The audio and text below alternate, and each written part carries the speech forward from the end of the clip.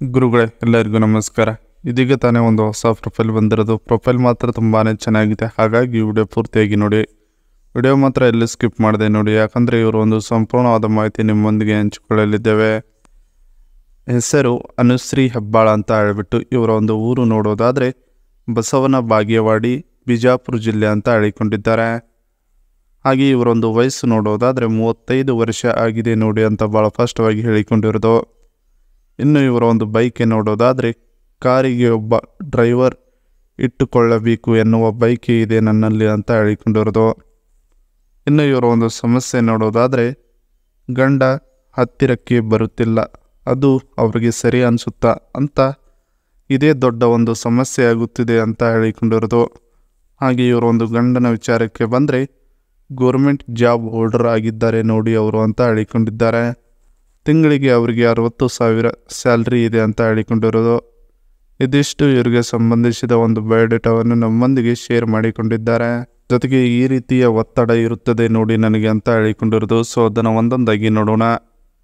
ಗಂಡ ಮದುವೆಯಾದ ಮೇಲೆ ಟೈಮ್ ಕೊಡುತ್ತಿದ್ದರು, ಆದರೆ ಇತ್ತೀಚೆಗೆ ಸರಿಯಾಗಿ ಟೈಮ್ ಕೊಡುವುದಿಲ್ಲ, ಒಬ್ಬಳೇ ಇದ್ದೇನೆ ಅಂತ ಹೇಳಿಕೊಂಡಿರೋದು.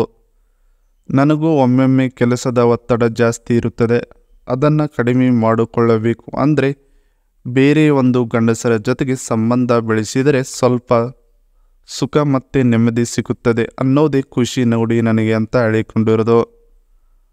ನಮ್ಮ ಡ್ರೈವರ್ ಕೆಲಸ ಬಿಟ್ಟು ಹೋಗಿದ್ದಾನೆ, ಬನ್ನಿ ಬೇಗ ಆ ಜಾಗಕ್ಕೆ ನಿಮ್ಮನ್ನು ಇಟ್ಟುಕೊಳ್ಳುತ್ತೇನೆ. ನಾನು ನಿಮಗೆ ಬೇಕಾದಷ್ಟು ಸಂಬಳವನ್ನು ಕೊಡುತ್ತೇನೆ ಮತ್ತು ನೀವು ನನಗೆ ಸುಖವನ್ನು ಮತ್ತು ನೆಮ್ಮದಿಯನ್ನು ಕೊಟ್ಟರೆ ಸಾಕಾಗುತ್ತದೆ ನೋಡಿ, ಮತ್ತು ನಿಮ್ಮಿಂದ ಏನನ್ನು ಬಯಸೋದಿಲ್ಲ ಅಂತ ಹೇಳಿಕೊಂಡಿರೋದು. ಇದಿಷ್ಟು ಇವರಿಗೆ ಈ ರೀತಿಯ ಒತ್ತಡ ಇರುತ್ತದೆ ನೋಡಿ ಅನ್ನೋದರ ಬಗ್ಗೆ ಸಂಪೂರ್ಣವಾಗಿ ಹೇಳಿಕೊಂಡಿದ್ದಾರೆ. ಇನ್ನು ಇದರ ಜೊತೆಗೆ ನನ್ನ ಇಚ್ಛೆಗಳು ಹೀಗಿವೆ ನೋಡ್ತೀರಾ ಅಂತ ಹೇಳಿಕೊಂಡಿರೋದು. ಸೊ ಅದನ್ನು ಒಂದೊಂದಾಗಿ ನೋಡೋಣ.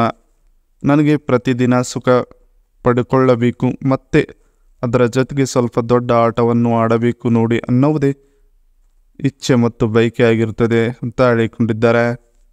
ಗಂಡ ಗೌರ್ಮೆಂಟ್ ಜಾಬ್ನಲ್ಲಿ ಇದ್ದಾನೆ, ಅದಕ್ಕೆ ಮದುವೆ ಮಾಡಿಕೊಂಡೆ.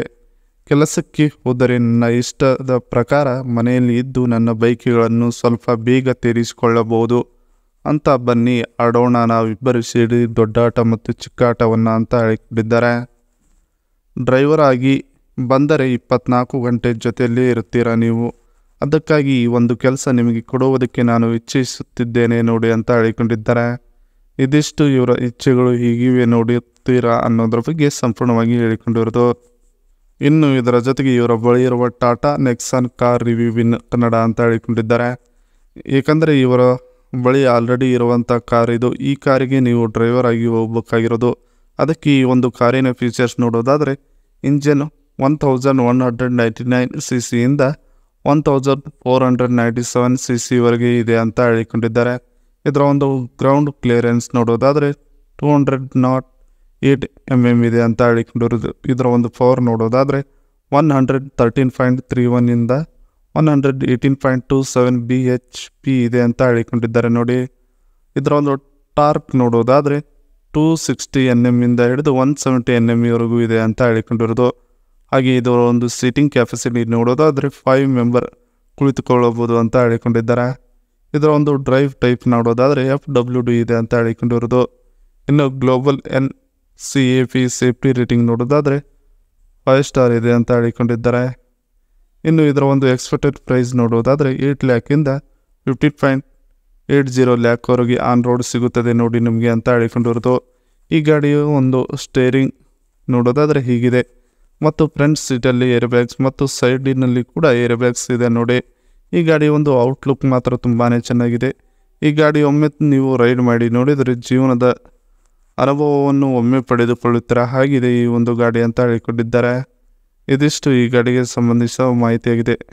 ಇದಿಷ್ಟು ಇವರಿಗೆ ಸಂಬಂಧಿಸಿದ ಒಂದು ಸಂಪೂರ್ಣವಾದ ಮಾಹಿತಿಯಾಗಿದೆ. ಈ ವಿಡಿಯೋ ನಿಮಗೆ ಇಷ್ಟವಾದಲ್ಲಿ ಒಂದು ಲೈಕ್ ಮಾಡಿ, ಹಾಗೆ ಸಬ್ಸ್ಕ್ರೈಬ್ ಆಗಿ.